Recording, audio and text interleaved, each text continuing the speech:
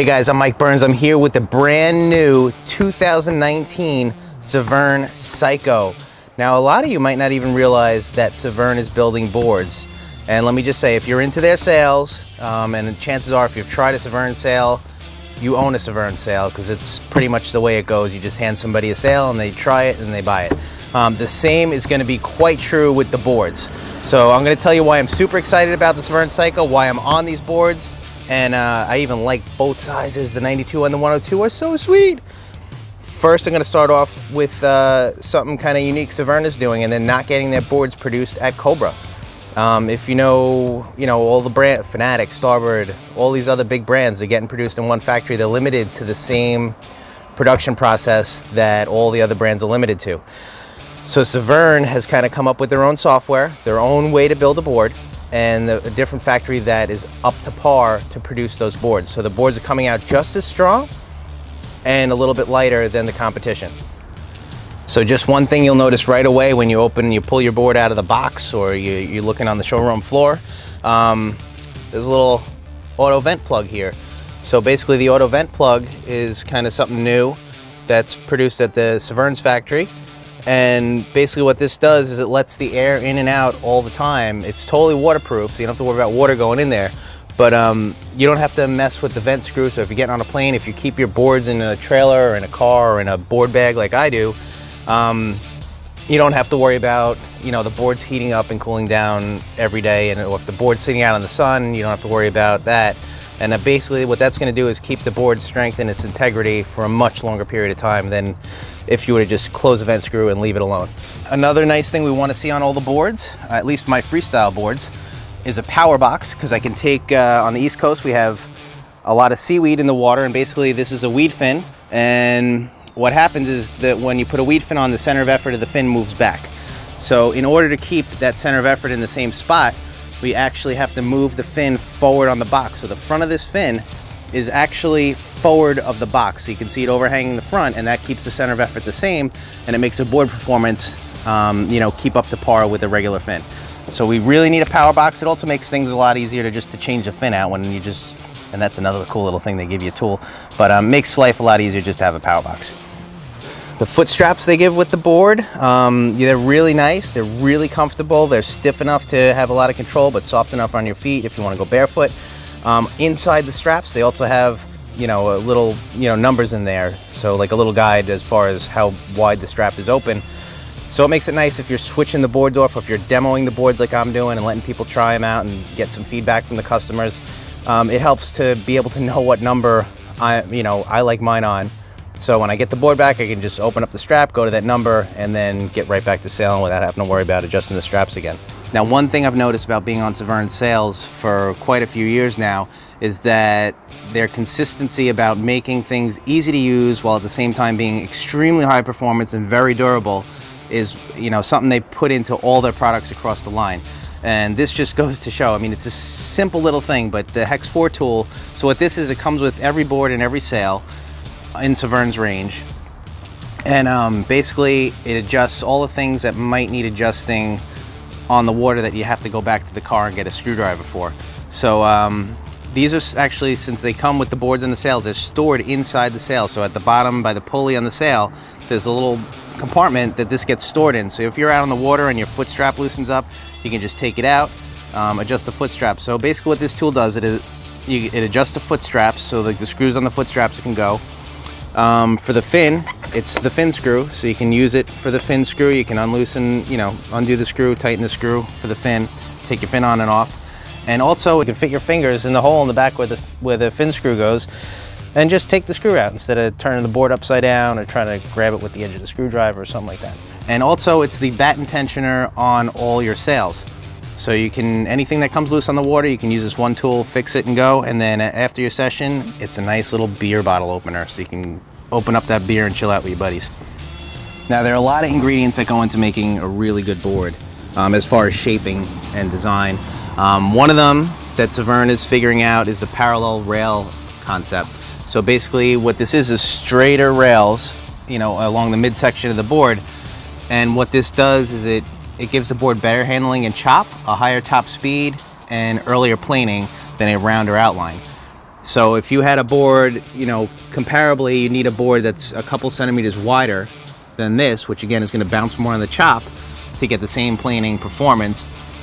But if you have the wider board, it's going to bounce around more in the chop, and it's going to be slower than a board using less surface area on the water, right? So you have a faster board, it's not bouncing in chop, it's not losing any planing.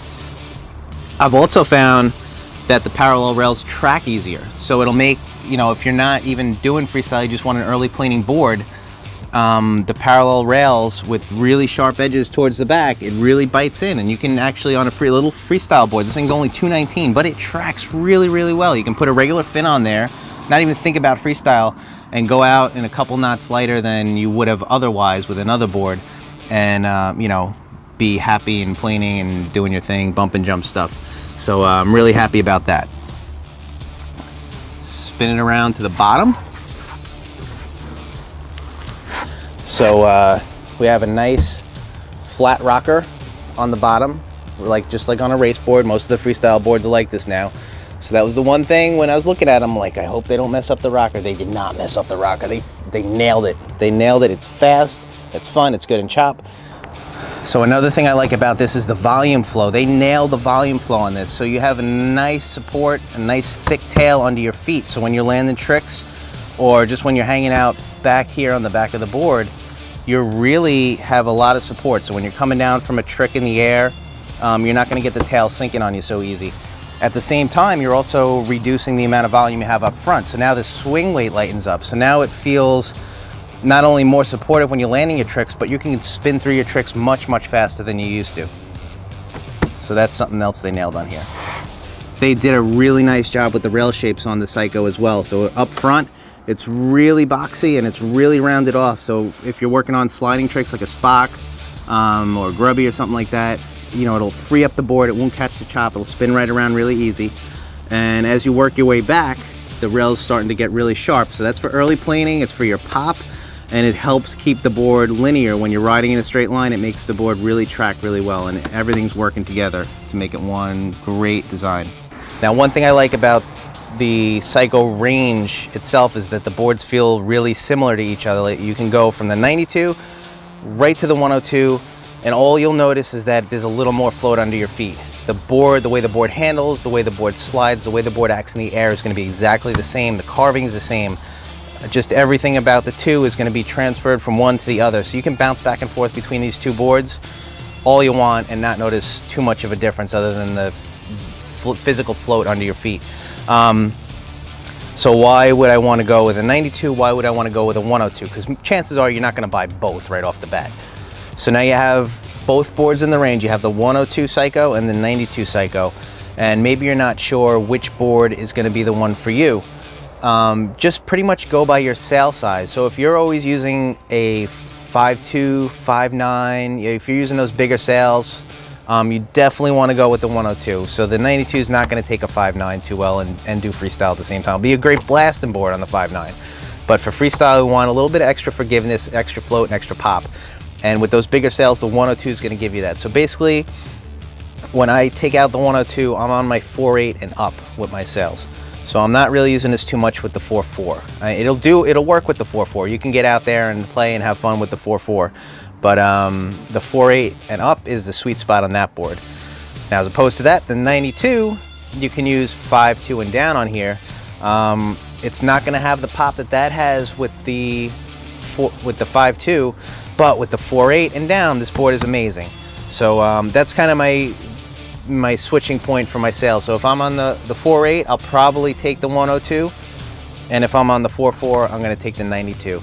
So figure it out for yourself. Think in your head, what sails do I use most of the time doing my freestyle stuff or just blasting or whatever, and choose the board accordingly. All right, this is going to be good for the big sails, and this one's going to be good for the little sails. And I've used the 92 all the way down to the 3.6, and the 3.6 is just a ton of fun on this board.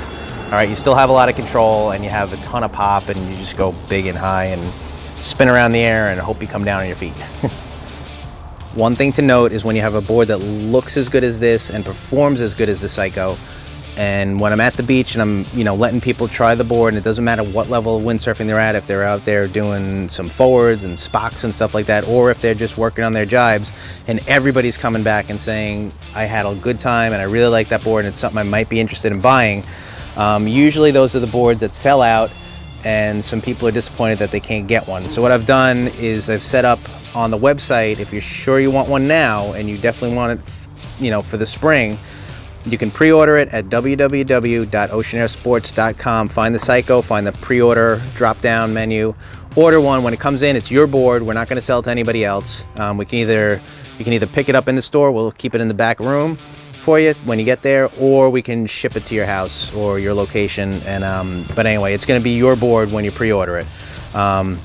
If you're not 100% sure, we did order a few for the shop. I'm expecting them to sell out right away.